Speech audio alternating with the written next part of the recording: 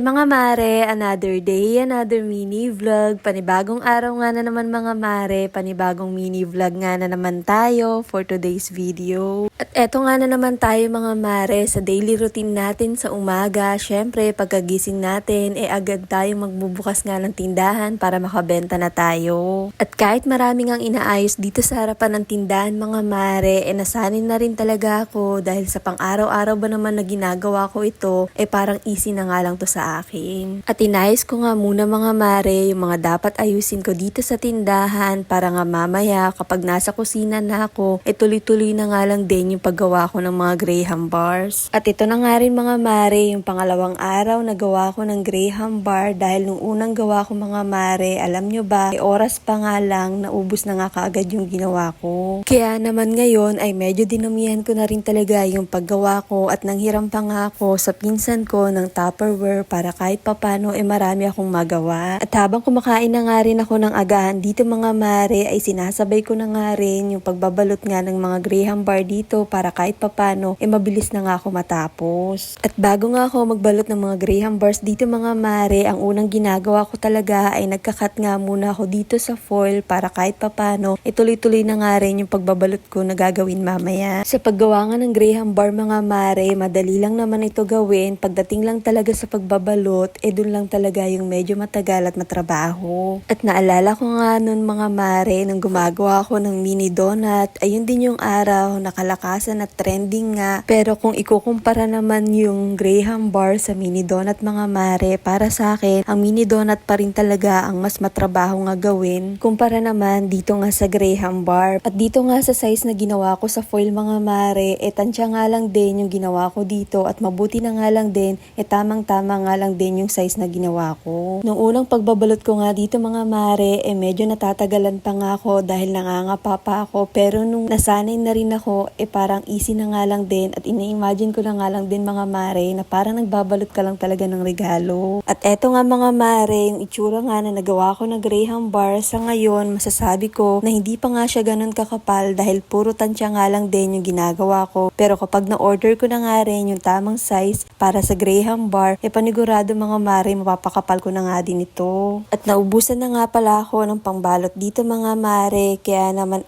nagkakat nga ulit ako para kapag once na nagbalot ako ng Graham bar, dapat tuloy-tuloy dahil nga baka matunaw nga yung pagka-ice cream niya. At ngayon na nga lang din ako nakapag-upload ng mini vlog mga mare dahil nito mga nakaraang araw sobrang busy talaga dito sa paggagawa ng Graham bar. At sa sobrang busy nga mga mare, pati nga yung mga ibang gawain dito sa bahay katulad ng paglinis hindi ko nga naaasikaso kaagad dahil mas inuuna ko nga itong Graham bar mga mare dahil sayang naman din yung benta. At nakakahiya rin naman mga mare sa mga suki ko kapag sinasabi ko nga na naubos na nga ito, kaya naman kapag once na naubos na nga yung mga Graham bars mga mare, inaagad ko talaga na gumawa nga kaagad para kahit papano meron ako na ipangbibenta ulit. At mabuti na nga lang din talaga mga mare, marami talaga akong ginawa ngayon dahil alam nyo ba, marami na nga rin nagpa-reserve sa akin at halos sa lahat nga na nagawa ko ngayon dito, yung kalahati nga dito may may-ari na. Kaya naman kinahapunan nga mga mare ay gumawa nga ulit ako dito para kinabukasan meron nga na naman ulit akong babalutin. At nung natapos na nga rin ako gumawa nga ng mga Graham bar mga mare, nagpahinga na nga ako sa tindahan at saktong-sakto naman dumating na nga rin itong mga order ko sa Orange app. At doon na nga rin ako mga mare umorder ng foil at medyo kinapalan ko na rin talaga yung pagkuha nga nito dahil mas kailangan ko nga ito. At ang kagandahan pa nga dito mga mare ay may sarili na nga itong pangkat. At sabay na nga rin dumating yung unang batch na order ko na Tupperware dito mga mare at for sure mas mapapaganda na nga rin yung magiging gawa ko nga nito.